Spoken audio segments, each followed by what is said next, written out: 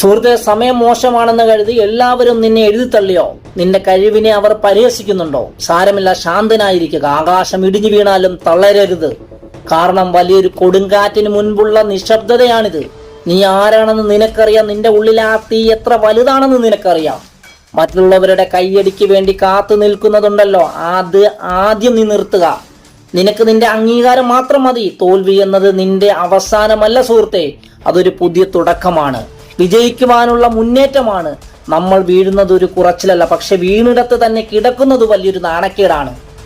ഇന്ന് നിന്നെ നോക്കി ചിരിച്ചവർ നാളെ നിന്നെ നോക്കി അത്ഭുതപ്പെടണം. നിന്നെ തളർത്തുവാൻ നോക്കുന്ന ഓരോ വാക്കുകളെയും നിന്റെ വിജയത്തിനുള്ള ഇന്ധനമാക്കി നീ മാറ്റ്. നിന്റെ വിജയിക്കുവാനുള്ള കഠിനാധ്വാനമുണ്ടല്ലോ, അത് നിശബ്ദമായിരിക്കട്ടെ. ഒരു നാൾ നിന്റെ വിജയം ഒരു ഇടിമുഴക്കം പോലെ ഈ ലോകം മുഴുവൻ കേൾക്കും. നീ ജനിച്ചത് തോറ്റുകൊടുക്കാനല്ല, ചരിത്രം കുറിക്കാനാണ് എന്ന് ഈ ലോകം വിളിച്ചു പറയും. ഇവിടെ നിന്റെ പോരാട്ടം നിന്നോട് തന്നെയാണ്.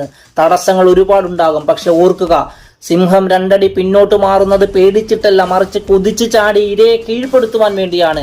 ഇനി നിന്റെ ഊഴമാണ്. നീ കുതിക്കുക, നീ വിജയിക്കുക.